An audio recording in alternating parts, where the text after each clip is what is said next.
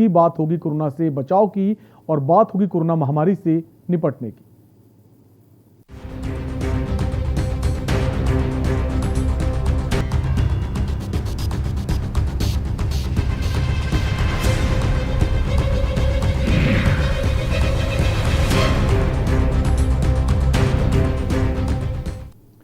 देश में कोरोना महामारी का संकट जारी है। शहर से लेकर गांव तक कोरोना अपना कहर दिखा रहा है।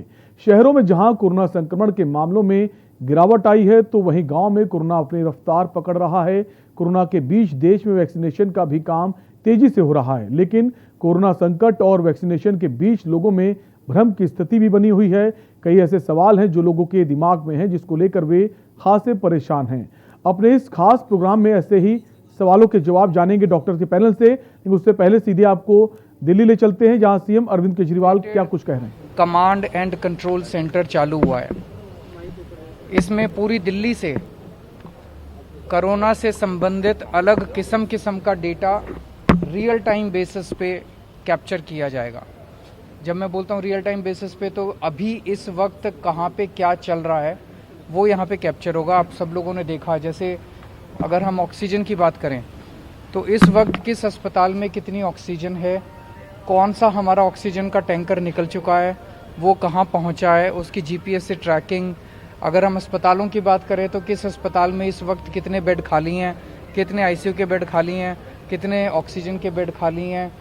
उसी तरह से कितने लोगों को वैक्सीन लग चुकी है, कितने लोगों को किस एज ग्रुप में वैक्सीन लग चुकी है। तो वैक्सीन से रिलेटेड डेटा, ऑक्सीजन से रिलेटेड डेटा, हॉस्पिटल से रिलेटेड डेटा, किस एरिया में कितने मरीज हैं, कितने एक्टिव मरीज हैं, कितने मरीज ठीक हो चुके, वो जोग्राफिकल डिस्ट्रीब्यूशन उसका, ये सारा का सारा डेटा जो है यहाँ पे अब कैप्चर होना शुरू हुआ है। ये एक बहुत अच्छी शुरुआत है, क्योंकि सरकार अगर निर्णय हवा में लेती है तो वो निर्णय कभी भी सफल नहीं होते। सरकार अगर वही निर्णय डेटा के आधार पे लेगी तो वो निर्णय सार्थक होंगे, वो निर्णय प्रभावी होंगे, प्रभावशाली होंगे। तो अब ये शुरुआत है। अब आगे आगे जैसे जैसे बढ़ेंगे और भी डेटा चारों तरफ से इकट्ठा करके हम इसको और सुदृढ़ करेंगे। मैं समझता हूँ कि अपने आप में एक बहुत ही अच्छा प्रयास है, और जितने भी ऑफिसर्स ने रात दिन मेहनत करके इसको सफल बनाया, उन सबको मैं शुभकामनाएं देना चाहता हूँ। निजी हॉस्पिटल भी शामिल हैं इसमें सारे सभी शामिल हैं। निजी हॉस्पिटल, कोविड केयर सेंटर, सब छोटे बड़े सब शामिल हैं। एक तो ये इंटीग्रेटेड रूम तो बनाया ही गया है आपकी तरफ से, लेकिन अगर कोई सरकार का विभाग जो कोरोना से रिलेटेड है, काम कर रहा है, अगर वो अपने पास किसी ऐप के जरिए ये सारी डिटेल लेना चाहे तो वो भी ले सकता है। हाँ, वो भी सबको अवेलेबल कराएंगे। अगर ऑफिसर्स को ये डेटा नहीं अवेलेबल होगा तो फिर वो डिसीजंस कैसे लेंगे। आम आदमी है वो भी उसको भी हम देखेंगे कि कितना देना चाहिए, कितना नहीं देना चाहिए, उसके ऊपर भी निर्णय लिया जाएगा। थर्ड लहर की, तीसरी लहर की बात कही जा रही है, सरकार किस तरीके से अपनी तैयारी कर रही है? हम पूरी तरह से, जैसे आप देख रहे हो कि ये सेकंड लहर अगर एक तरह से देखें, दिल्ली के अंदर अब ये काफ़ी कम होते जा रहे हैं केसेस, लेकिन हमारे प्रयास कम नहीं हो रहे। हम अभी भी, कल ही हमने 500 आईसीयू बेड उधर चालू किए एलएनजेपी के सामने। 3 दिन पहले हमने 500 आईसीयू बेड चालू किए थे। अभी बहुत सारे ऑक्सीजन बेड्स और नए हम लोग बनाने जा रहे हैं।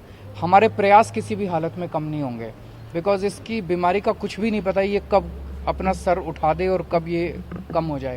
तो हम अपनी तैयारी हमारी सारी जारी रहेंगे। एक सवाल ये है कि पिछली बार जब पहली लहर थी तो उस दौरान जो कोविड केयर सेंटर बनाए गए थे, चाहे सरदार पटेल हो, शहनाई बैंकेट हॉल हो, ऐसे बहुत सारे थे, वो बाद में बंद कर दिए गए थे। लेकिन अब सेकंड लहर के बाद ये भी कहा गया है सेंट्रल गवर्नमेंट की तरफ से कि थर्ड जो वेव होगी इसकी बड़ी स्ट्रांग होगी और बच्चों के लिए हो सकती है। तो क्या ये परमानेंट रहेंगे या फिर अब इसको ये परमानेंट रहेंगे और इनको और सुदृढ़ किया जाएगा। थर्ड वेव को रोकने के लिए वैक्सीनेशन की जरूरत, वैक्सीनेशन बहुत ज़रूरी है। दूसरे देशों के एक्सपीरियंस से भी, स्पेशली यूके, यूएस वगैरह के एक्सपीरियंस से देखने को मिल रहा है कि अगर मैसिव लेवल पे वैक्सीनेशन किया जाए तो उसको कम किया जा सकता है कोरोना को।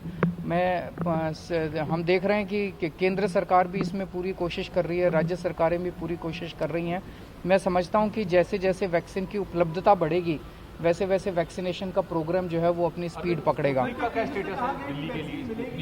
हमने उस कंपनी से कांटेक्ट किया है, डॉक्टर रेड्डीज जो हैं वो इसके अपने देश के लिए डीलर हैं, तो उनसे हमने लिखा है उनको, अभी उनकी तरफ से कोई कॉन्क्रीट जवाब नहीं आया है कि वो कितनी वैक्सीन कब दे सकते कितनी हैं। डोज मांगी है स्पुतनिक की आप लोगों ने? हम लोगों ने 67 लाख शायद मांगी है इसकी, कोविशील्ड की 67 उसकी मांगी है, और लगभग इतनी उनको लिखा है कि आप कितनी दे सकते हैं और कब कब दे सकते हैं। तो आप सुन रहे थे दिल्ली के सीएम अरविंद केजरीवाल को, जो पत्रकारों से बातचीत कर रहे थे। वे एनडीएमसी कन्वेंशन सेंटर का उद्घाटन करने पहुंचे थे।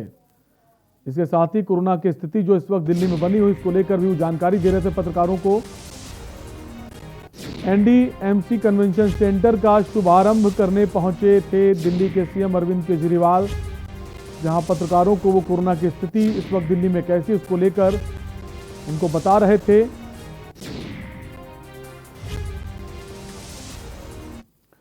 तो आप सुन रहे थे दिल्ली के जो सीएम है अरविंद केजरीवाल, वो इस वक्त एनडीएमसी कन्वेंशन सेंटर पहुंचे थे, उसका शुभारंभ किया, साथ ही साथ पत्रकारों को जवाब दिया, बातचीत की जो कोरोना की स्थिति इस वक्त दिल्ली में बनी हुई है। हम वापस आएंगे हेल्थ कॉन्फ्रेंस अपने प्रोग्राम में, जहां हम आज कुछ ऐसे सवालों के बारे में पूछेंगे डॉक्टर से जो आपके मन में कई सारे डाउट्स पैदा करते हैं। साथ ही साथ इस वक्त जो नए सिम्टम्स आ रहे हैं उसको लेकर लोगों मन में बहुत सारी भ्रांतियां, उसको भी दूर करने का प्रयास करेंगे। हमारे साथ डॉक्टर्स का नया पैनल जुड़ेगा। आपको बता दें, वैक्सीन की पहली डोज लगने के बाद भी कोरोना के कई चांसेस हैं। बहुत लोगों को वैक्सीन की पहली डोज लगने के बाद भी कोरोना हुआ, इसकी भी हम बात करेंगे। साथ ही साथ कोरोना मरीजों में ब्लैक फंगस जो है इस वक्त बहुत ज़्यादा लोगों में देखा जा रहा है। पिछले कुछ दिनों की अगर बात करें तो कुछ केसेस आए थे, लेकिन अभी विगत दिनों में ये केसेस धीमे से बढ़ते चले जा रहे हैं। कई राज्यों से ऐसे केसेस आ रहे हैं कि ब्लैक फंगस उनको हुआ, कई लोगों की आंखें चली गईं और कई लोगों ने इसकी वजह से अपनी जान भी गंवाई है। उसके अलावा कोरोना के इलाज में लीवर में जॉन्डिस हो जाता है, कुछ लोगों में ऐसे मामले आए हैं, उसके कितने चांसेस हैं इसकी भी बात करेंगे। और क्या हैप्पी हाइपोकेसिया क्या है? हैप्पी हाइपोकेसिया सिर्फ कोरोना के मरीजों को होता है या फिर ये और भी लोगों को होता है? कई सारी कंडीशंस में देखा गया है ये आपके ऑक्सीजन सैचुरेशन आपका बहुत ज़्यादा कम हो जाता है, लेकिन आपको पता नहीं चल पाता, और जब पता चलता है तो शायद बहुत देर हो जाती है। और ऑक्सीजन का लेवल कम होने के बाद भी आपको बिल्कुल नहीं ऐसा लगता कि आपको किसी तरह की दिक्कतें हों। हालांकि जब अगर ऑक्सीजन का लेवल कम होता है, लोगों में बहुत सारी परेशानी आती हैं, सांस लेने में दिक्कत होती है, लेकिन हैप्पी हाइपोकेसिया में ऐसा नहीं है। हम इसकी भी बात पूछेंगे, इससे संबंधित सवाल करेंगे डॉक्टर से। साथ ही साथ इससे बचने के कौन कौन से उपाय हैं, कौन कौन सी दवाएं, इसके बारे में पूछेंगे। और क्या एक्सरे के माध्यम से हैप्पी हाइपोकेसिया की पहचान हो सकती है, ये भी जानेंगे। और पॉजिटिव होने के बाद कैसे, कब अस्पताल जाना है। कभी कभी माइल्ड सिम्टम्स होते हैं, उसको लेकर हम डर जाते हैं, सीधे अस्पतालों को रुख करते हैं। हालांकि अस्पताल में स्थिति इस वक्त इतनी अच्छी नहीं, हालांकि सरकार कोशिश कर रही है कि स्थिति बेहतर हो, लेकिन अभी भी स्थिति इतनी अच्छी नहीं है कि सीधे हम अस्पताल की तरफ भागें। हम अपने डॉक्टर से जुड़ेंगे। हमारे साथ दो डॉक्टर जुड़ गए हैं। सबसे पहले आपको उनसे परिचय करा देते हैं। हमारे साथ अरविंद कुमार हैं, वरिष्ठ चिकित्सक कानपुर से, और डॉक्टर अरुण शर्मा है, रेडियोलॉजिस्ट है। सर, आप दोनों ही का बहुत बहुत स्वागत है। सबसे पहले मैं डॉक्टर अरविंद आपके पास आऊँगा कि अब सबसे ज़्यादा परेशानी लोगों को हो रही कोरोना के बाद ब्लैक फंगस की। कई राज्यों में अब ऐसे केसों की संख्या बढ़ती जा रही है। सरकार बहुत चिंतित है, गंभीर है। क्या हम कैसे जान पाए कि हमें ब्लैक फंगस हो गया? अगर हो गया तो उसका बचाव हम कैसे करें? इसके जो ब्लैक फंगस के मामले बढ़ रहे हैं, इसमें कोई पेशेंट तो डायग्नोज नहीं कर पाता है, क्योंकि ये जो प्रॉब्लम आ रही है ये लॉन्ग टर्म स्टेरॉयड यूज की वजह से मेनली प्रॉब्लम आ रही है। और साथ साथ में जिन पेशेंट्स को कोई इम्यूनो कम्प्रोमाइज उनको इलनेस है, लाइक डायबिटीज है, लिवर डिजीज है, एल्कोहलिक लिवर डिजीज है, और दूसरी जो इम्यूनो कम्प्रोमाइजिंग जो प्रॉब्लम्स है, HIV है, इन लोगों को ये दिक्कतें आ रही हैं। और long term use of steroids उसकी वजह, और अनकंट्रोल्ड शुगर, इसकी वजह से म्यूकर माइकोसिस जो फंगल इन्फेक्शन है उसकी प्रॉब्लम आ रही है। तो उसमें यूजुअली पेशेंट हॉस्पिटलाइज होते हैं, उन्हीं में प्रॉब्लम आती है। कुछ पेशेंट में देखा गया है कि डिस्चार्ज होने के बाद भी जो स्टेरॉइड देते हैं टेपरिंग डोज में, या कुछ जो उनको प्रॉब्लम परसिस्ट करती है ब्रेथलेसनेस की, उसके लिए जो देते हैं, तो उनमें भी कुछ पेशेंट्स में देखा गया है जो म्यूकर माइकोसिस हो रही है। उसमें अक्सर ऐसा होता है कि सिर में दर्द होता है, आंखों में दर्द होता है, आंख में सूजन आ जाती है, और जो चेहरे, आंख और जो नाक के आसपास ब्लैकनिंग होने लगती है, कालापन होने लगता है दर्द के साथ साथ और सूजन के साथ साथ। आंखों में धुंधला दिखने लगता है और आंख के मूवमेंट पर प्रॉब्लम आने लगती है। तो ऐसे केसेस में अगर इस तरह के लक्षण आए तो तुरंत अपने डॉक्टर से संपर्क करें और अपने डॉक्टर को दिखाएं। तो डॉक्टर अरविंद, क्या ये कुछ खास तरह के लोगों में ही देखा जा रहा है क्या, या फिर उनको पहले से ऐसी कोई समस्या रही है कि उनमें ही ऐसे इफेक्ट आ रहे हैं, या फिर और भी लोगों के लिए भी ऐसा हो सकता है? नहीं, जैसे ये जो मोस्टली जो ये देखा जा रहा है वो जो ऐसे लोग हैं जिनमें पहले से डायबिटीज है, जिन लोगों को, और या जो ओल्ड एज पीपुल हैं, ऐसे लोगों में ज्यादा देखा जा रहा है इसको। लेकिन अगर बात करें डॉक्टर अरविंद, अब हाल ही में कुछ युवाओं में भी बहुत ज्यादा देखा गया, बहुत सारे युवा जो हैं कोरोना के बाद इसकी चपेट में आए हैं। युवाओं में उतना नहीं हुआ है, जी, जिनमें हुआ भी है तो उसमें ऐसा देखा गया कि उनको long term use of steroid मिला है उसमें। तो हम कह With सकते high हैं स्टेरॉइड एक बड़ा कारण है इसके लिए। हाँ, स्टेरॉइड एक कुछ कारणों में से एक कारण स्टेरॉइड हो सकता है, और वो भी जो हाई डोज में और जो लंबे समय तक दिया जाता है। लंबे समय तक दिया जाता है जी। डॉक्टर अरुण, आपके पास आएंगे। अब नए सिम्टम्स में ये खबरें आ रही कि आपको एक्सरे के बाद भी आपको जो रिपोर्ट है वो नहीं बता पाते हैं कि आपको कोरोना पॉजिटिव है कि नहीं है। हालांकि सिम्टम्स उसको लगते हैं पेशेंट को, लेकिन एक्सरे में भी क्लियरिटी नहीं हो पा रही है। अब लोग HT करा रहे हैं, जो सिटी स्कैन है, HTRC। तो क्या वो कराना जरूरी है, या फिर एक्सरे से हम पता कर सकते हैं? नहीं, इसका जो गोल्ड स्टैंडर्ड है वो HRCT ही है। जी, HRCT जी सर। इसको गोल्ड स्टैंडर्ड जो है वो RT-PCR टेस्ट ही है इसका। जी, लेकिन कई बार RT-PCR टेस्ट डिले होने की वजह से, या सैंपल ढंग से नहीं लिया गया है, जी। या वायरल लोड कम है, और या फिर डॉक्टर अरविंद, ये सवाल अरुण सर से था हमारा। हम चाहेंगे अरुण सर इसका जवाब दें तो शायद ज्यादा बेहतर तरह से हम समझ सकते हैं। डॉक्टर अरुण। तो सेंसिटिविटी है RT-PCR टेस्ट की, जो सेंसिटिविटी है वो 70% है। तो 30% केसेस में हम जो है मिस कर सकते हैं। और पेशेंट को अगर, लेकिन CT स्कैन में जब भी आएगा जब पेशेंट को कफ या ब्रेथलेसनेस की प्रॉब्लम आ रही है और इलनेस को मोर देन 1 वीक हो गए हैं, यूजुअली जब CT स्कैन में आता है। तो HRCT उन्हीं लोगों में रिकमेंडेड है जिनमें ये सिम्टम हो, काफी ज्यादा खांसी आ रही हो, उनको ब्रेथलेसनेस हो रही हो, और मोर देन 1 वीक निकल गया हो। ऐसे पेशेंट में CT स्कैन कराना चाहिए। बिल्कुल, ऐसे सबको CT स्कैन नहीं कराना चाहिए, क्योंकि CT स्कैन ज़्यादा कराना भी आप बहुत हार्मफुल है। इसके पहले भी जो दिल्ली एम्स के निदेशक हैं उन्होंने भी कहा था कि HRCTC अगर आप कराते हैं तो आपको बहुत ज़्यादा हार्मफुल है, और ये कई सारे एक्सरे के बराबर होता है। करीबन 700-800 एक्सरे के बराबर रेडिएशंस आपकी बॉडी में पहुंची। तो हम चाहेंगे, अपने दर्शकों को अपील करेंगे कि अगर आपको सीधे आप CT स्कैन HRCTC की तरफ मत जाएं, पहले आप डॉक्टर से कंसल्ट करें। अगर वो रिकमेंड करते हैं तो ही कराएं। बहुत सारे केसेस में देखा गया, बहुत सारे लोग जब रिपोर्ट कोरोना होता है, अब वो निगेटिव हो गई कि नहीं, इसके लिए आप वापस जाते हैं HRCTC की तरफ। तो ऐसा ना करें, बहुत ज़्यादा हार्मफुल है। अगर आप HRCTC कराते हैं तो डॉक्टर से कंसल्ट करें, फिर ही कराएं। इसके अलावा भी बहुत सारे नए सिम्टम्स लोगों को परेशान कर रहे हैं। इसको लेकर भी हम बात करेंगे अपने डॉक्टर से। और जो वैक्सीन लेने के बाद भी पहला डोज अगर आप ले लेते हैं और आप कोरोना पॉजिटिव हो जाते हैं, तो उस कंडीशन में आपको क्या करना है? क्या फिर से फर्स्ट डोज लेनी है, या फिर आप सेकेंड डोज ले सकते हैं? इसकी भी बात करेंगे। और लगातार इस वक्त जो ब्लैक फंगस है वो एक बड़ा कारण बना हुआ है। लोगों में भ्रम की स्थिति है, करें तो क्या करें, लोगों में डर पैदा हो गया है। हालांकि यूपी सरकार ने इसके लिए एडवाइजरी जारी की है और एक टीम बनाई है, और वो इसके लिए पूरी तरह से काम करेगी, और तमाम सारे जो डॉक्टर्स हैं उनसे कंसल्ट कर रही है कि आखिर इस नई बीमारी को हम किस तरह से इसको दूर करें, ताकि लोग जो हैं वो ज़्यादा परेशान ना हो। क्योंकि ज़बरदस्त ग्राफ बढ़ा है। कई राज्यों से ऐसी रिपोर्ट आई है कि जिनको कोरोना हुआ है, ब्लैक फंगस उनको हुआ, कई लोगों की आंखें चली गईं और कई लोगों की मौत भी हुई है। इसके अलावा भी बहुत सारे ऐसे नए सिम्टम्स हैं। आपकी बॉडी में पेन हो रहा है कोरोना होने के बाद, उसमें भी लोग परेशान हो जाते हैं, और उसको लेकर भी मैं सवाल करेंगे डॉक्टर से। तो आप, हमारा ये उद्देश्य है इस कार्यक्रम के जरिए कि आप घर बैठे कॉल कर सकते हैं और सवाल पूछ सकते हैं, ताकि आपके मन में जो भी डाउट्स हैं वो क्लियर हो सकें। और इसी बीच सूत्रों के हवाले से एक बड़ी खबर आ रही है।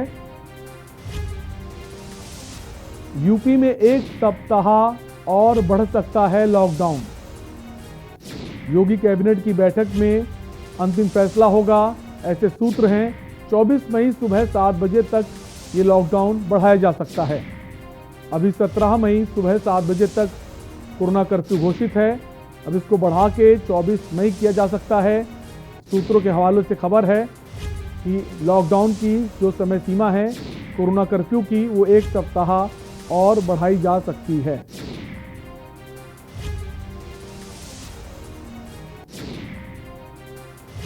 तो अभी 17 मई सुबह 7 बजे तक कोरोना कर्फ्यू घोषित है, अब इसकी समय सीमा को एक सप्ताह और बढ़ाया जा सकता है। सूत्रों के हवाले से खबर है, योगी कैबिनेट की बैठक में अंतिम फैसला होगा। फिलहाल अभी 17 मई तक कोविड कर्फ्यू है, अगर एक सप्ताह और बढ़ाया जाता है तो इसकी अवधि 24 मई हो जाएगी। योगी कैबिनेट में की जो बैठक है उसमें फैसला लिया जा सकता है, और अंतिम फैसला योगी कैबिनेट की बैठक के बाद ही होगा। ऐसे सूत्र हैं कि 24 मई सुबह 7 बजे तक कोरोना कर्फ्यू की अवधि को बढ़ाया जा सकता है।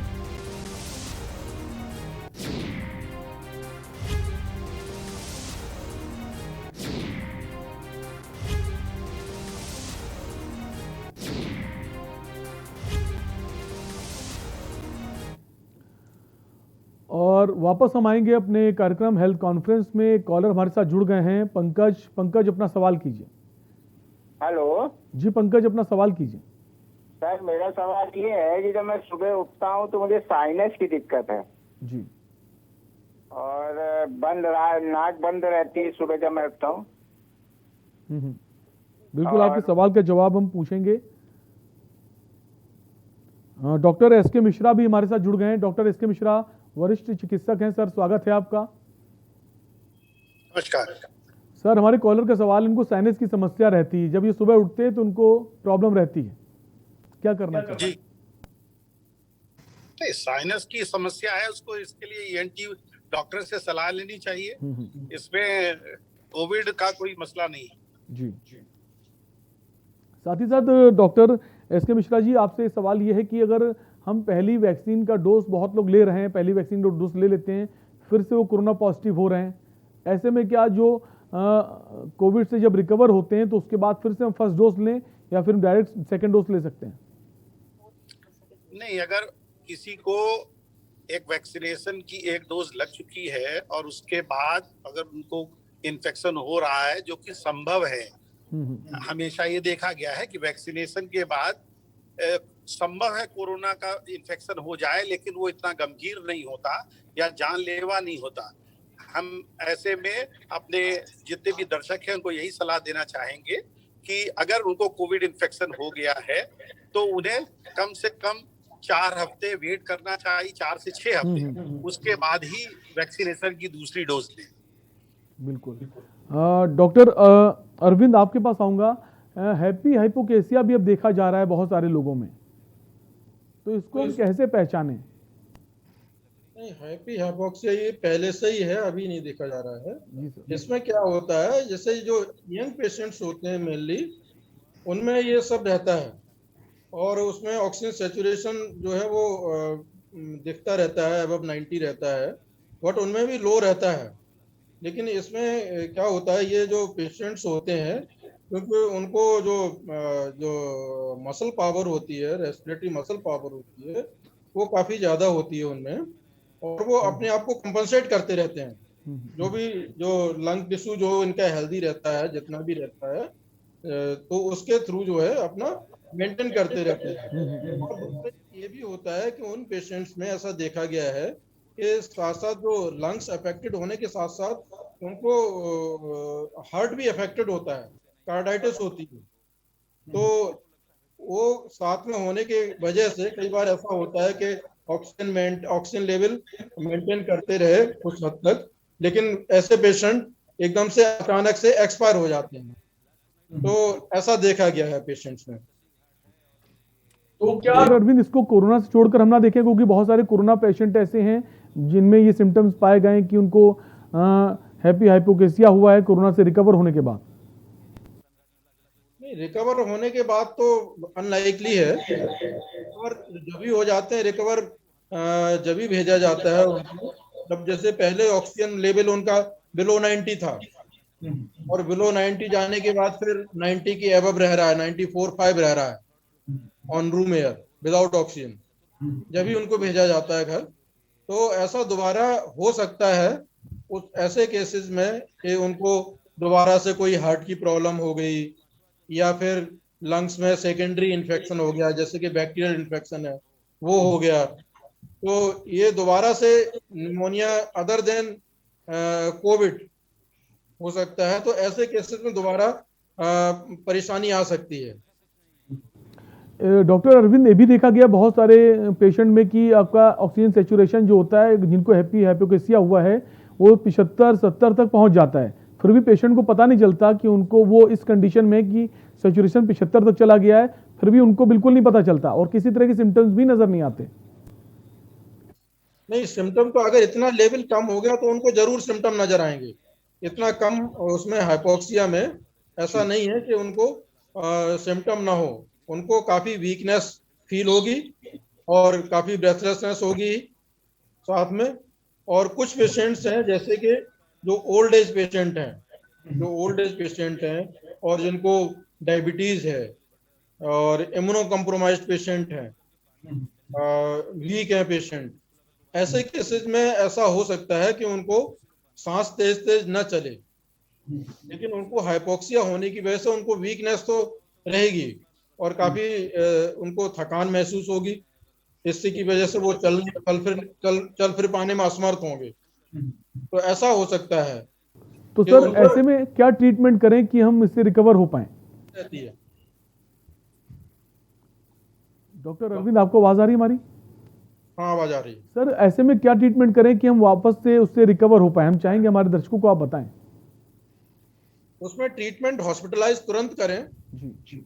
हॉस्पिटलाइज करने के बाद जो वहां पर जो डॉक्टर ट्रीटमेंट करेंगे, ऑक्सीजन देंगे उनको। ऑक्सीजन के अलावा जो और भी जो ट्रीटमेंट है वो उनको देंगे, कितनी ऑक्सीजन देनी। तो कुल मिलाकर डॉक्टर अरविंद ये कह सकते हैं घर पर इसका इलाज संभव नहीं। अगर आपको हैप्पी हाइपोक्सिया हुआ है तो आप घर पर इलाज नहीं कर सकते, आपको सीधे हॉस्पिटल जाना ही होगा। इम्प्रूव करने के लिए, बीमारी को ठीक करने के लिए और ऑक्सीजन इम्प्रूव करने के लिए जो भी दवाएं देनी पड़ सकती हैं वो डॉक्टर देंगे। तो तुरंत जो है हॉस्पिटल जाएं, आप घर पे ना रहें। बिल्कुल, आपको हॉस्पिटल जाना चाहिए। अगर किसी को भी हैप्पी हाइपोक्सिया संबंधित सिम्टम्स लगते हैं उसे हॉस्पिटल का रुख ही करना चाहिए।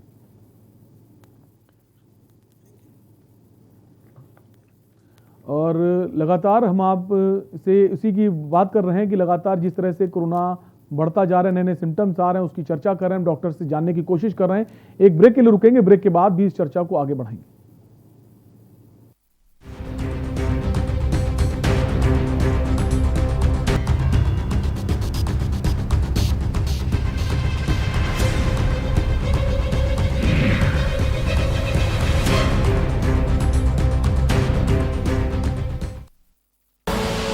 आप देख रहे हैं के न्यूज, खबरों का सारथी।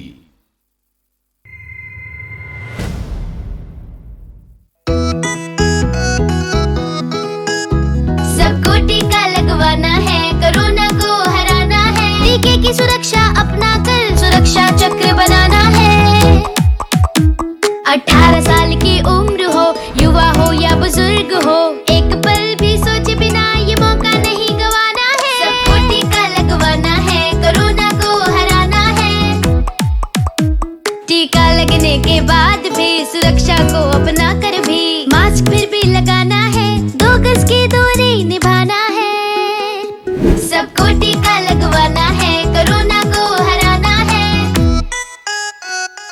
मैंने कोविन एप्लीकेशन से अपना रजिस्ट्रेशन कराया को और आज मेरा अपॉइंटमेंट मिल गया। पीजीआई में सब कुछ बहुत अच्छे तरीके से हुआ।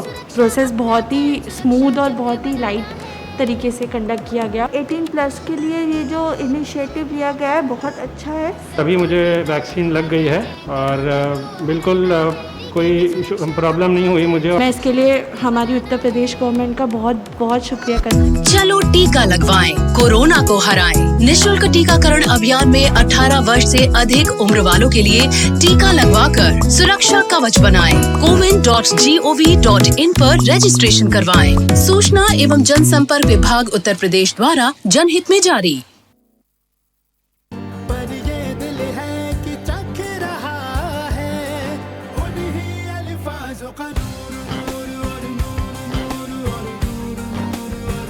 दूर कितना भी जाओ, इस जुबान से दूर ना जा पाओगे। विमल, बोलो जुबान केसरी। और खुशबू में झूम के भाई लेके आए गोल्डी मसाले, खुशबू और स्वाद ऐसा तो रिश्तों में गुस्सा कैसा। Online admissions in CMS for 2021-22 are open at school's website www.cmseducation.org. खुदी को आजमाया है तो ये अंदाज आया है, खुदी को आजमाया है तो ये अंदाज आया है। तुम में भी मैं हूं, शुद्ध प्लस पान मसाला। सबसे बड़ी बात जब इंडिया की कॉल आई, जब आप चौथे पोस्टर के तौर पर टीम में शामिल हुए, मेरे पापा मम्मी और बहन तीनों लोग बहुत ज़्यादा सपोर्ट करते हैं तो बहुत ही ज़्यादा खुश थे। क्रिकेट मुश्किल होता है बायो बबल के बाद, तो वो थोड़ी मुश्किल चीज़ तो है। विराट कोहली आपके साथ, इंडियन टीम के ड्रेसिंग रूम का माहौल ही अलग है, तो वो एक अलग ही माहौल है और उस माहौल में रह के आदमी का कॉन्फिडेंस बहुत ज़्यादा बढ़ जाता है। प्रैक्टिस में भी जाते हैं तो काफ़ी कुछ सीखने को मिलता है। रोल मॉडल किसको मानते हैं? मेरे राहुल द्रविड़ सर थे रोल मॉडल।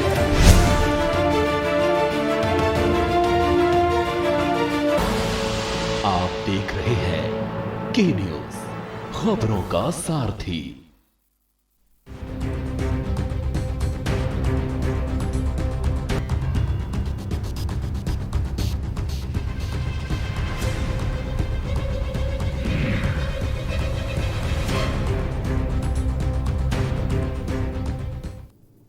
ब्रेक के बाद आपका स्वागत है। आप देख रहे हैं हेल्थ कॉन्फ्रेंस, जहां हम बात कर रहे हैं कोरोना से जो बचाव कैसे किया जाए और जो नए सिम्टम्स हैं उसके लिए हम कितना तैयार हैं और उसको लेकर जो डाउट्स हैं उनको क्लियर करने की कोशिश कर रहे हैं। हमारे साथ डॉक्टर्स का पैनल है।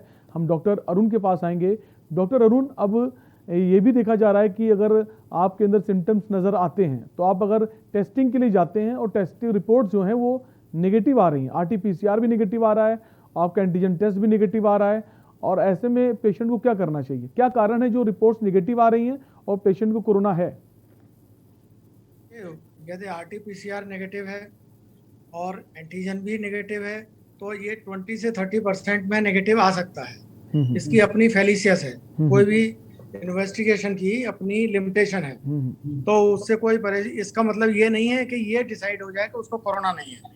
यदि फर्स्ट स्टेप में वो नेगेटिव भी आते हैं तो कोई बात नहीं, उनको जिस तरह के सिम्टम्स हैं, यदि उनकी टेस्ट चला जा रहा है, उनकी सूंघने की शक्ति नहीं रही है, तो ये समझिए कि वो 100% कोरोना इन्फेक्टेड पेशेंट है ना। लेकिन ये बात जरूर है, जिनकी टेस्ट जा रहा है और जिनकी सूंघने की शक्ति जा रही है वो फिर माइल्ड ग्रेड वाले कोरोना पेशेंट है।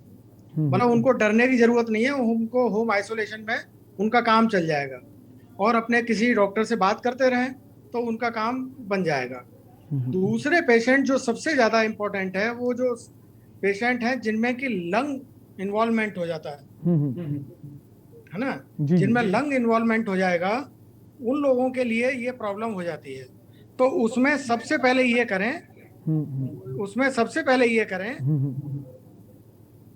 जी। डॉक्टर अरुण, क्या आपको हमारी आवाज आ रही है?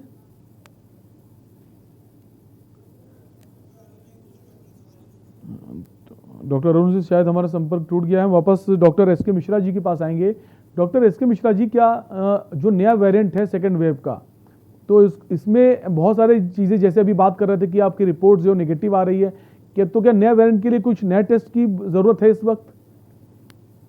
जी नहीं, जैसा अभी डॉक्टर अरुण बता रहे थे कि अगर कोई व्यक्ति जिसको कोरोना के लक्षण हैं, चाहे वो बुखार हो, खांसी हो या सूंघने की शक्ति ना हो रही हो इत्यादि, या सांस लेने में दिक्कत हो रही हो, ऐसे सारे मरीजों को इस वक्त कोरोना मान के ट्रीट करना ही समझदारी है। और ऐसे सभी लोगों को, अगर चाहे वो RT-PCR रिपोर्ट निगेटिव है या उनका हम HRCT करते हैं उसमें भी कोई लक्षण नहीं है, फिर भी हम उन्हें आइसोलेट होम में ही आइसोलेशन की सलाह देते हैं, क्योंकि वो ऐसे में और खतरनाक हो जाते हैं जो और सारे कम्युनिटी में वो इन्फेक्शन को स्प्रेड करने लगते हैं। तो हमें चाहिए कि हर मरीज को जो कोरोना के लक्षण लिए हुए है, चाहे उसका टेस्ट पॉजिटिव हो या निगेटिव हो, कोई भी वेरिएंट हो, हम उसको कोरोना मान के उसका इलाज करते हैं। हम उन्हें आइसोलेट करेंगे और बिल्कुल साधारण जिसको कहते हैं जो हमारी प्रोटोकॉल है कोरोना का, उसको फॉलो करेंगे। अगर घर में किसी सदस्य को इस तरह के लक्षण हैं तो उसको अपने घर में ही आइसोलेट कर लेना चाहिए।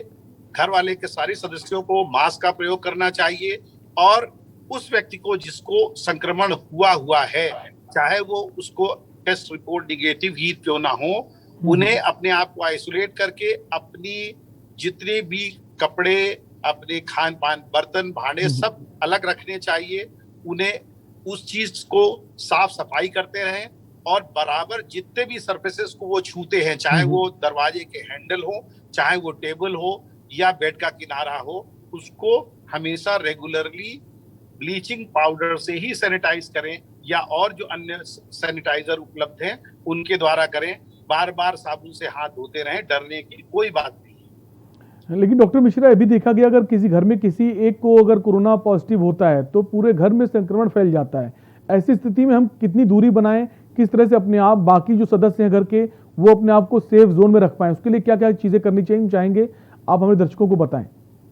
देखिए, बिल्कुल, बहुत जैसा आपने कहा कि भारत एक बड़ी आबादी वाला देश है और हम लोग घनी शहरों में खास तौर पे हम लोग जहाँ भी रहते हैं वो इतना पॉसिबल नहीं है कि हम उसको बिल्कुल ही अलग से आइसोलेट कर सकें। तो जैसा मैंने बताया कि किसी एक को भी संक्रमण होता है तो हमें बराबर घर के अंदर भी मास्क का प्रयोग करना चाहिए और जितने भी बार हम एक दूसरे से मिलते हैं, खाना देते हैं या कोई सरफेस छूते हैं, तो उसके बाद लगातार सैनिटाइज करते रहना चाहिए।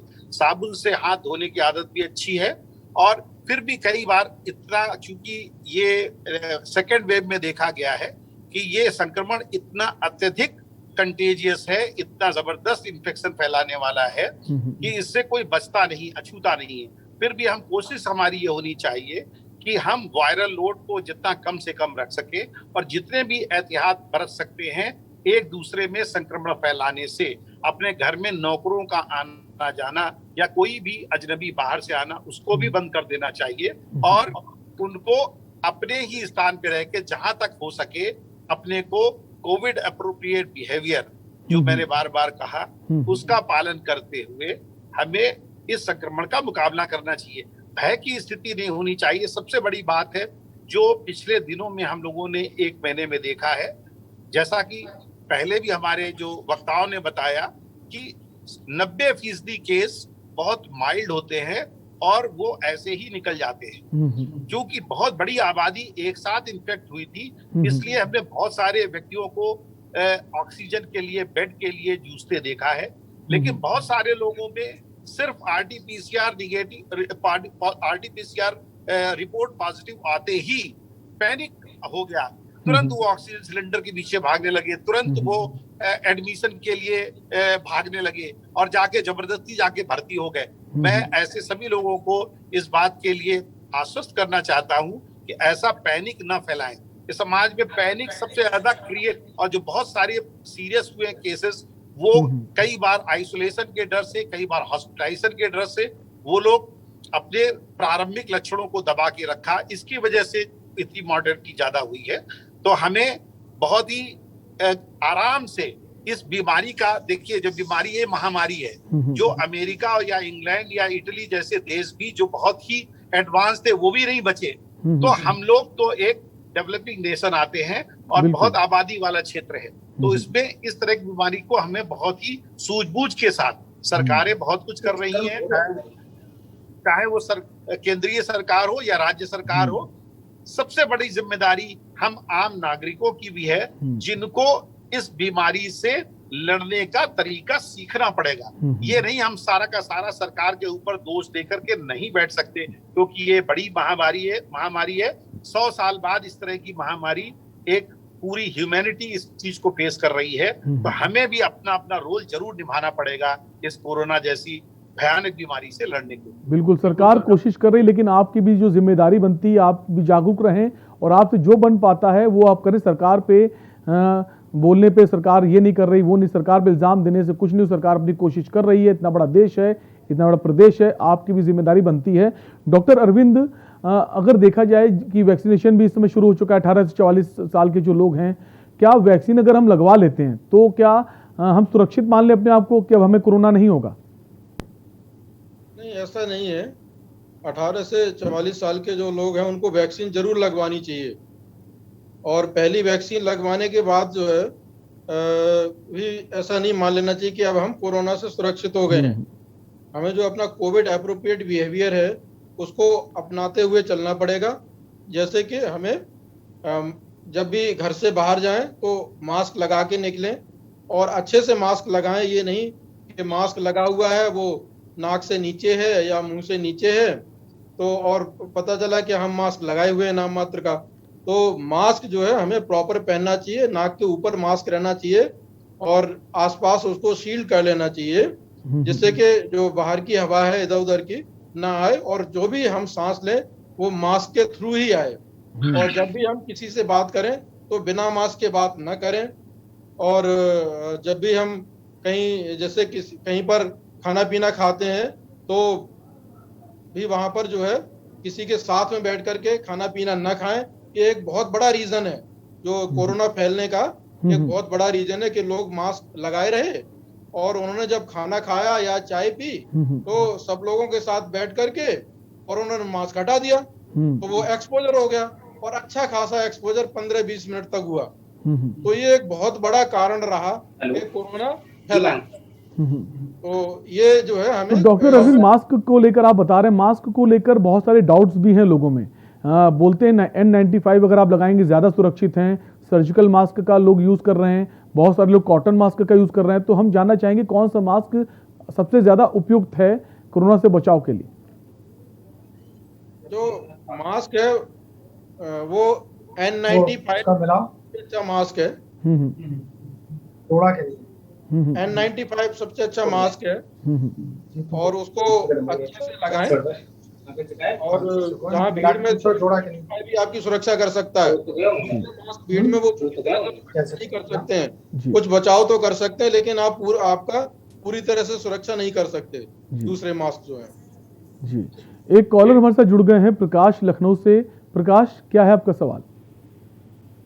हेलो जी प्रकाश, अपना सवाल कीजिए। हाँ सर, ओम प्रकाश गुप्ता नाम है मेरा। हाँ जी ओम प्रकाश जी, क्या है आपका सवाल? अपना सवाल कीजिए। मेरा सवाल ये है सर कि जो लोग एबव 60 ईयर के हैं, उनको हाई ब्लड प्रेशर और शुगर है, उनके लिए कोई ऑथेंटिक स्पेशल कोई मतलब जानकारी हो तो बताएं, कैसे उनको बचाया जाए, कैसे उनको सुरक्षा की जाए। एबव 60 जो है उनको ब्लड है, ब्लड शुगर है, और क्या बताया आपने, डायबिटीज है, हाई बीपी है। तो बीपी भी तो जनरली नॉर्मल जिसको शुगर है उसको बीपी भी होगा बिल्कुल। 7 साल के बाद, तो ये सब चलता है। आपका सवाल क्या है? तो उनको कोरोना हो गया है या फिर वो वैक्सीन लगवाना चाहते हैं, क्या सवाल है आपका? भैया मेरा सवाल ये है कि अबाउट 60 ईयर ओल्ड जो लोग हमारे साथी हैं, उनको अगर हाई बीपी और शुगर की दवा खाते हैं, उनके लिए कोई सलाह हो बताइए। बिल्कुल, आपका सवाल हम पूछेंगे डॉक्टर मिश्रा से। डॉक्टर मिश्रा, इनका हमारे कॉलर का सवाल है, जो 60+ पेशेंट हैं, उनको शुगर है और डायबिटीज है, तो उनको क्या प्रिकॉशन बरतने चाहिए और कैसे वो स्वस्थ रहें, अपने आप को रख पाएं?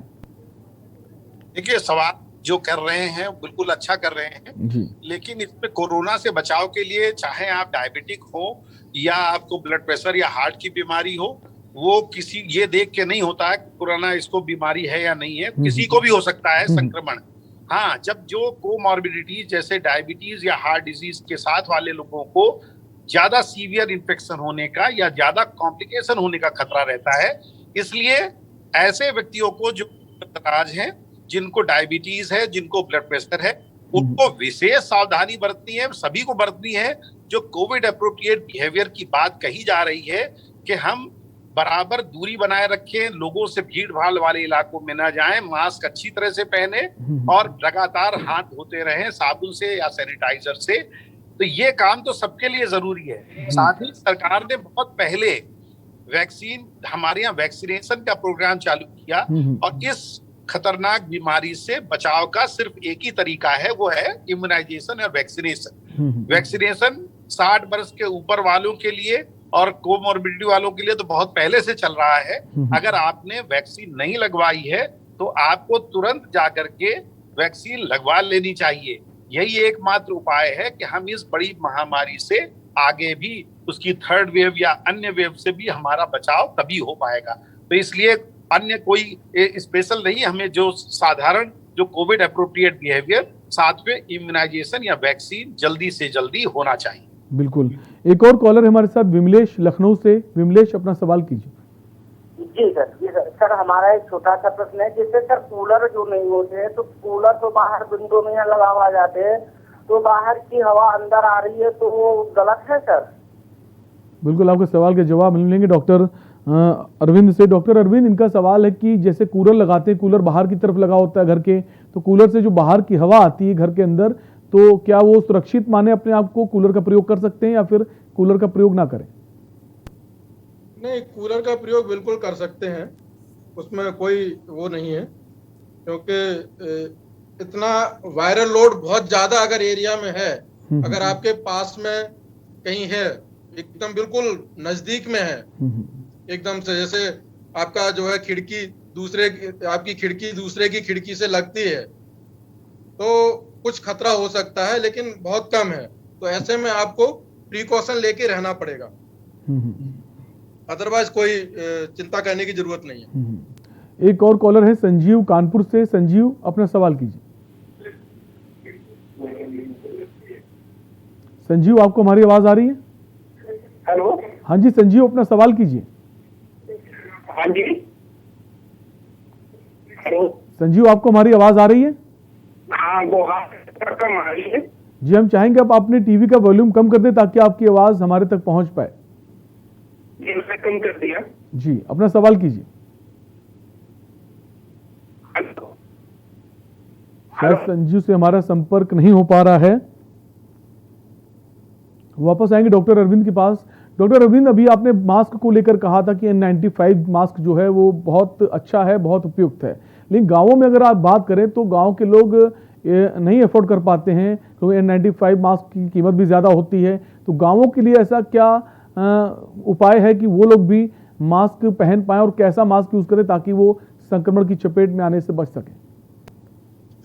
गांव में ये बहुत बड़ी समस्या है कि वहाँ पर लोग जो हैं नॉर्मल मास्क भी अफोर्ड करने की हालत में नहीं है, और गांव में अगर जो है कुछ लोग मास्क लगाते भी हैं तो अवेयरनेस की इतनी कमी है कि लोग उनका मजाक उड़ाते हैं। तो एक ये बहुत बड़ी समस्या गांव में है। तो गांव में एक अवेयरनेस अभियान, एक जागरूकता अभियान चलाने की जरूरत है कि सब लोग मास्क लगाएं। अगर N95 मास्क उपलब्ध नहीं है तो क्योंकि गांव में बहुत ज्यादा भीड़ भाड़ नहीं होती है, लोग दूर दूर रहते हैं, ओपन स्पेस रहता है, तो वहां पर जो ट्रिपल लेयर सर्जिकल मास्क है उसको यूज किया जा सकता है। वो उसको जिन लोगों की अफोर्डेबिलिटी नहीं है उनको जो लोकल जो एडमिनिस्ट्रेशन है वहाँ का वो प्रोवाइड कर सकता है। जिनकी अफोर्डेबिलिटी नहीं है, जो बिल्कुल गरीब हैं, जो नहीं खरीद सकते, तो उनको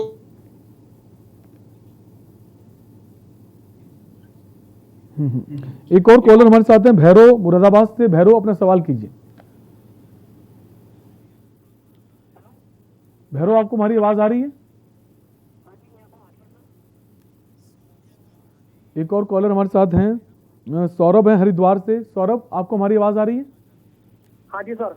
सौरभ, अपना सवाल कीजिए। सर ऐसा हुआ, मैं 10 तारीख को वैक्सीन लेने गया, मैंने अपॉइंटमेंट बुक कराया और लेने गया। तो जब मेरे को जल्दीबाजी में इन लोगों ने अब बिना शेड्यूल चेक किए, बिना टाइम स्पेंड चेक किए मुझे कर दिया वैक्सीनेट। मैंने वैक्सीन की 1 डोज ले ली है। जब मैं उन्हें ये बोले गया कि मेरा सर्टिफिकेट दे दो, तो यूँ कह रहे कि आपने रजिस्ट्रेशन नहीं कराया, आपने गलत तरीके से वैक्सीन ले ली है। सर वो अपनी लापरवाही तो देख नहीं रहे, अब मेरी लापरवाही। अब मुझे टेंशन नहीं हो रही है कि अब मुझे लिंक नहीं मिलेगा तो सर्टिफिकेट नहीं मिलेगा, तो मैं दूसरी डोज कैसे लूंगा। और वहां जा रहा हूँ तो कहते हैं दोबारा से रजिस्ट्रेशन करो, दोबारा से रजिस्ट्रेशन करता हूँ। हरिद्वार में हूँ मैं सर, और उनका तो जो है सेंटर ही नहीं बता रहा है मोबाइल पे। आपके सवाल का जवाब हम लेंगे डॉक्टर अरुण से। डॉक्टर अरुण का सवाल है कि इन्होंने वैक्सीनेशन के लिए गए थे, वैक्सीनेशन का हो गया, लेकिन रजिस्ट्रेशन में कुछ खामी आ गई, जिसकी वजह से अब ये कहा जा रहा है कि आप फिर से रजिस्ट्रेशन करवाइए, तब आपको डोज हम देंगे। ऐसे में क्या करें, और रजिस्ट्रेशन हो नहीं पा रहा है। 1 डोज लग गई है जी सर, उसमें रजिस्ट्रेशन गलत भी हो गया है तो उसको जाके रेक्टिफाई करा देंगे, क्योंकि उसके साथ आधार कार्ड इन्वॉल्व होता है। जी, इनका आधार कार्ड मांगा जाता है जब भी रजिस्ट्रेशन होता है, तो इसलिए आधार कार्ड दोबारा देके उस आधार कार्ड से वेरीफाई हो जाएगा कि इनका रजिस्ट्रेशन पहले वाला सही है, तो उसको रेक्टिफाई कर लें। जिस सेंटर पर लगवाया है उसी पे जाके, उसी सेंटर पर जाके। एक और कॉलर है सोमिया कानपुर से। सोमिया अपना सवाल कीजिए। लखनऊ से सर। जी सोमिया अपना सवाल कीजिए। 830 है मेरी, और साइनस, थायराइड और टॉन्सिल की दिक्कत है। नाक एक बंद रहती है, वैक्सीन लगवाए तो कोई प्रॉब्लम तो नहीं होगी? बुखार आ चुका है तो नहीं। जी, आपके सवाल का जवाब हम लेंगे डॉक्टर मिश्रा से। डॉक्टर साहब, इनका सवाल है कि इनको थायराइड है और टॉन्सिल्स में भी प्रॉब्लम रहती है, 30 साल उम्र है इनकी, ये वैक्सीन लगवा सकती है? हल्का फीवर भी रहता है। नहीं, फीवर हल्का फीवर हमेशा रहना तो सामान्य बात नहीं है, तो उन्हें अपने फीवर का कारण जरूर जान लेना चाहिए। जहाँ तक टॉन्सिल या थायराइड या कोई भी शिकायत है, उसमें कोई वैक्सीन का कंट्राइंडिकेशन नहीं है, वो वैक्सीन लगवा सकती है, बशर्ते कि वो अभी कोरोना से संक्रमित ना हो। तो ये बात जरूर जान लें कि उनका बुखार रहने का कारण क्या रहता है। जो हमेशा बुखार रहना कोई सामान्य बात नहीं है, तो उसको टेम्परेचर जरूर नापें। और कई लोग तो गलत फहमी में रहते हैं कि मेरे को बुखार रहता है, शरीर गरम लगता है, लेकिन एक्चुअली बुखार नहीं होता है।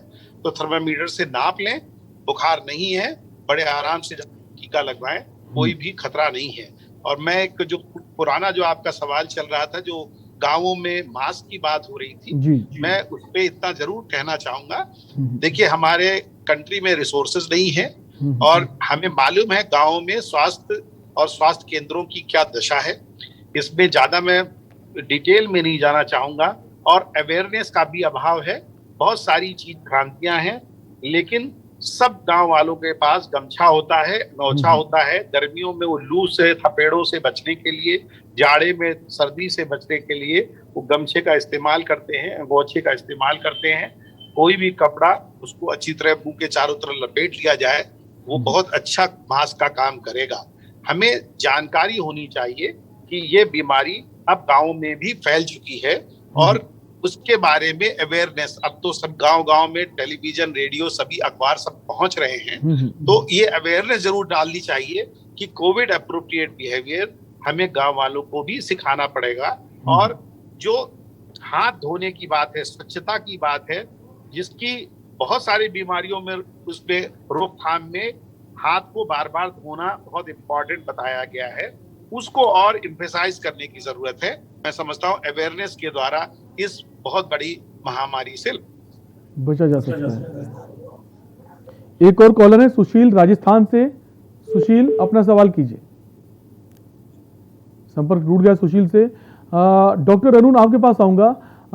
टेस्टिंग को अगर लेकर हम बात करें, चाहे प्राइवेट लैब की बात करें, सरकारी लैब की बात करें, इस वक्त बहुत टाइम लग रहा है। कभी 4 दिन बाद टेस्ट रिपोर्ट मिल रही है, 5 दिन बाद टेस्ट रिपोर्ट मिल रही है। इसको लेकर फिर क्या करे? पेशेंट सीधे जाके अपना ट्रीटमेंट शुरू कर देगा, उसको लगता है सिम्टम्स हैं। बिल्कुल, देखिए ऐसा है कि हर लैब के पास उतने रिसोर्सेज नहीं है कि जितने की सैंपलिंग की ओवरलोडिंग, और इतना सैंपल की ओवरलोडिंग है कि वो उसके पास रीजेंट भी नहीं है। तो वो जितने रीजेंट की व्यवस्था करता है, उतने उस दिन जो पहले के पेशेंट जो जिनके सैंपल लिए हुए हैं पहले उनको करता है। तो इस तरह से वो डेट बढ़ती जा रही है। तो ओवरलोड की वजह से ये डेट ज़्यादा हो रही हैं, नहीं तो ऐसी कोई बात नहीं है जी। वो प्रॉब्लम यही है कि रिसोर्सेज उतने नहीं है, उतनी मशीनें बिल्कुल, नहीं है, संसाधन उतने नहीं है ताकि हम आपको समय पर सब सारी चीजें मिल पाएं। एक और कॉलर है, सुमेर है राजस्थान से। सुमेर, अपना सवाल कीजिए। सुमेर, आपको हमारी आवाज आ रही है? हेलो। हाँ जी सुमेर, अपना सवाल कीजिए। हाँ, मेरा सवाल ये, मैंने पिछले शनिवार को दूसरी डोज ली थी, ठीक है जी। जी। उसके डोज लेने के बाद एक दिन तो गले में दर्द हुआ, फिर आंखों में खुजली सी चलने लगी, 2 दिन दांतों में दर्द सा रहा, और अब बहुत ज्यादा सुस्ती महसूस हो रही है, वीकनेस टाइप। क्या ये इंजेक्शन का कोई साइड इफेक्ट है? आपकी उम्र कितनी है सुमेर? मेरी 66 होने वाली है जी। 66 वर्ष। आपके सवाल का जवाब हम डॉक्टर अरविंद से लेंगे। डॉक्टर अरविंद, इन्होंने कुछ दिन पहले वैक्सीन लगवाई थी, उसके बाद इनको आंखों में समस्या हो रही है, वीकनेस हो रही है, तो क्या ये वैक्सीन का साइड इफेक्ट है? और कितना दिन हो गए इनको ये सब प्रॉब्लम होते हुए? सुमेर, आपने कितने दिन पहले वैक्सीन लगवाई थी? मैंने 1 सप्ताह पहले लगवाई है दूसरी डोज। अब 1 हफ्ता पहले सर इन्होंने दूसरी डोज लगवाई थी। दूसरी डोज, हाँ जी जी। बाकी बहुत फिट हूँ मैं, 1.25 घंटे पहले खेलते थे। जी जी, आपके सवाल का जवाब देंगे डॉक्टर अरविंद। 1 हफ्ते पहले दूसरी डोज लगवाई थी इन्होंने। अच्छा, तो यूजुअली 1 हफ्ते के बाद सिम्टम नहीं रहते हैं, यूजुअली सबसाइड हो जाते हैं। बॉडी एक रह सकता है, थोड़ा बहुत रहे, 10 दिन तक भी रह सकता है बॉडी एक। आंखों में जो समस्या हो रही है, तो आंखों की समस्या के लिए आंखों वाले डॉक्टर साहब को जरूर दिखाएं, और यही इनके लिए मैं सलाह देना चाहूंगा। बिल्कुल। और ज्यादा प्रॉब्लम हो तो डॉक्टर से संपर्क करें। एक और कॉलर है हमारे साथ, अशोक कानपुर से। अशोक, अपना सवाल कीजिए। हाँ सर, मेरा सवाल ये है कि मैंने कोविड का इंजेक्शन लिया था पहला 14 तारीख को जी, और 16 को मुझको फीवर आ गया, 7% अटैक हो गया मुझको कोविड का। ठीक, अब साहब आज की पोजीशन मेरी ऑक्सीजन लेवल 95, 94, 95 है, पल्स बढ़ा हुआ है और कमजोरी। डॉक्टर मिश्रा, इनका सवाल है कि इन्होंने कोवैक्सीन का इंजेक्शन लगवाया था, उसके बाद अब इनका पल्स जो है बढ़ा हुआ है, 95-96 ऑक्सीजन सैचुरेशन है। नहीं, मैं नहीं समझता इसमें कोई गंभीर बात है या घबराने की कोई जरूरत नहीं है। देखिए, हमारे सोशल मीडिया में और हमारे मीडिया में बहुत सारी वैक्सीनेशन के बारे में बहुत अफवाहें भी उड़ी, और माइनर साइड इफेक्ट्स जरूर होते हैं किसी भी वैक्सीन के बाद, उसमें हल्का बॉडी एक होना या फीवर होना, लेकिन वो चंद घंटों में वो सबसाइड हो जाता है। कोई सीरियस मुझे नहीं लगता कोई किसी तरह का ये सीरियस साइड इफेक्ट है। अपने को वॉच करते रहें। बहुत अगर बॉडी एक वगैरह है तो पैरासीटामोल की गोली खा सकते हैं, बस, और कुछ करने की जरूरत नहीं है, ना परेशान। जी, ज्यादा परेशान होने की जरूरत नहीं है। डॉक्टर रविंद्र, एक सवाल ये है कि अगर कोरोना से आप ठीक हो गए हैं, उसके बाद आपके लीवर में क्या जॉन्डिस के भी चांसेस बढ़ जाते हैं? कुछ केसेस में ऐसा भी देखा गया है। तो बहुत अगर ठीक हो गए तो जॉन्डिस नहीं होता है। जॉन्डिस वगैरह अगर होना होता है तो उसी टाइम पे होता है जब कोविड होता है जी। और उसके बाद जो है जॉन्डिस यूजुअली नहीं होता, क्योंकि आप डिजीज से रिकवर कर गए, फिर नहीं होता है। अगर हुआ भी है तो वो उसकी कोई दूसरी वजह हो सकती है, दूसरा इन्फेक्शन हो सकता है। दूसरा इन्फेक्शन हो सकता है, कोरोना होने का कोई डर नहीं। बहुत बहुत शुक्रिया डॉक्टर अरुण, आपने अपना समय दिया। डॉक्टर अरविंद, आपने भी अपना समय दिया, और डॉक्टर मिश्रा, आपका भी बहुत बहुत धन्यवाद। धन्यवाद। तो आप हेल्थ कॉन्फ्रेंस देख रहे थे, जहां पर हम आपके उन सवालों का जवाब ले रहे थे अपने डॉक्टर से, पैनल से, जो आपके मन में हैं। बहुत सारे डाउट्स थे, उनको क्लियर करने की कोशिश कर रहे थे, साथ ही नए सिम्टम्स